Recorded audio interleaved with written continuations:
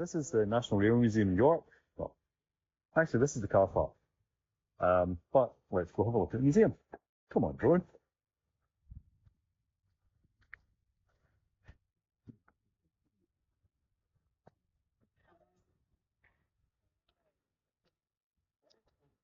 Well, obviously we're having tomato and basil soup in the National Railway Museum. You couldn't hardly really ask for a better place to have some soup, because right behind me we've got Mallard. Lots of other good stuff. So it's just probably the best place to have soup. Back in the National Railway Museum, to nobody's surprise. Some things have changed again since last year.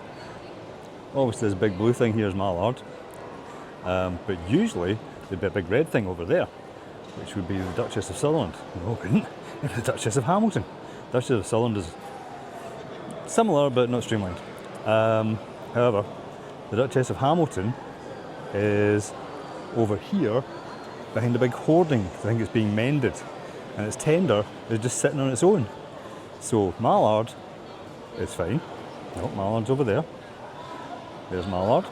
But the Duchess of Hamilton's behind a big hoarding over there. Let's have a look at some other stuff. So, the Element Line cutaway has moved over beside the cafe. It's still a big Element Line cutaway. So this is where an LNER loco was destroyed during an air raid in 1942, April 1942. I knew about that because it mentioned it in a book I've got somewhere. Over here, apart from a really, really noisy guy with a tub on wheels, with a wee Southern Electric carriage, and it's a compartment one. It doesn't have a corridor. It's from 1925. This old sucker here is called Agenoria from 1829. And the guy that built it was a chum of Trevithick, who, as we all know, was an early steamy chappie. There we go. Also, the guy that built it was one of the judges at Rainhill, I think.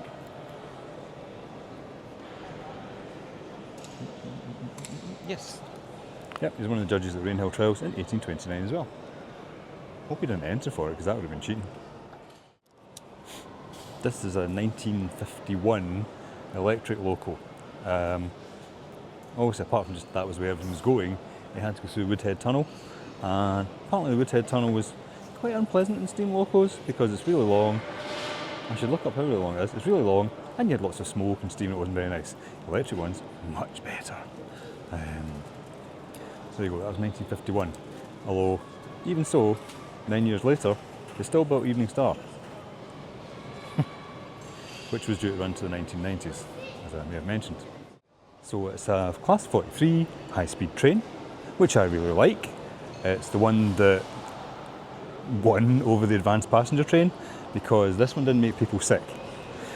We've still got something running at Haymarket, no, not Haymarket, Waverley, but they're about to get phased out because the cabs don't meet modern crash regulations and the driver might get squished.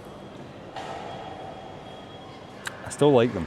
They also had a problem where the toilets would just drop material onto the track, and not everyone was very keen on that. They don't do that anymore. I think they upgraded that, I think, but they're still getting phased out. This is the Japanese Shinkansen bullet train. Japan had these running in 1964, whereas 4 years earlier we built Evening Star. And I do like Evening Star, but it really doesn't compare. Let's go have a look at Evening Star. And this is Evening Star. Last steam loco built in the UK for real. They have started building them again for fun. Built in 1960, expected to run to the 1990s. But even before it was finished, they knew it was going to be a short-term thing, and that's why it's got all this nice copper piping on it. The normal ones didn't have that, but the new Evening Star was going to be a special one, so they made it look nice. One of the things I find really strange about this is when I started getting model railways in the 1980s, it had only been decommissioned about 12 years before, and it seemed like ancient history. But anyway, that's a fake rocket. It's nice, but it's fake. This is a real tender from the Duchess of Hamilton. It's quite interesting to see how the connections all go and wee tiny buffers. So it's interesting to see it all disconnected for a wee while. I thought I'd have a wee look at Mallards as well, and it looks like the same sort of idea. It looks like 3 solid drawbars that go from the tender to the loco, or loco to the tender I suppose, and then some hoses underneath it. This is the top of Mallard, and it doesn't seem to have a dome. It's got this sort of circular bit here, so I guess the dome's under there, under the streamlining. And if we want to take it off to have a look at the dome, we would do that. And while I was looking at that, I had a wee look across at the Duchess, who's also streamlined, and looks like some sort of things going on there. The element line cutaway is moved over beside the cafe. It used to be over beside the door. Apart from that, it just looks the same. It had a wee talk on it, explaining how the engine works, which is quite good. I never noticed it was colour coded before. The different bits of it are colour coded show where the coal and the water, and where there's really hot steam and even hotter steam. So I'd never noticed that before. We know this one's kind of old because it's got that big wheel, right? Old ones tend to have a big wheel instead of lots of wee wheels. I'll show you that one in a minute. It doesn't even have a name. It's just a number 1, which I suppose is better than being a number 2. This is the fairly hideous Q1, but in other ways it's not hideous because it used a minimal amount of material, it worked really well, it was easy to fix things because everything was out there anyway. It was highly efficient, and it was designed by Mallard, who did the Spam can, which isn't here anymore because they moved it to Sheldon, but I saw it a couple of weeks ago. It was kind of an austerity loco, but they ran up into the 1960s, I think.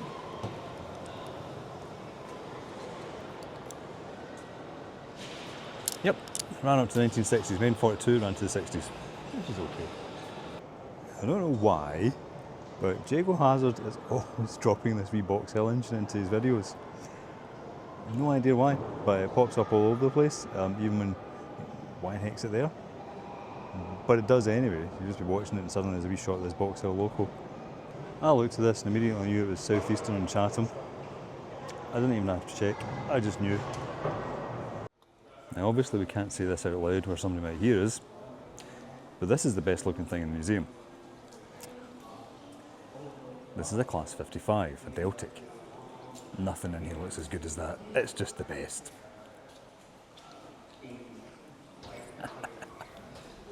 It's just great. It's all big and diesel-y and Deltic-y. I mean, a 37 would be nicer, but they haven't got a 37 in here just now. So the best looking thing in the whole building is that. And you're not going to change my mind on that one, so there it is.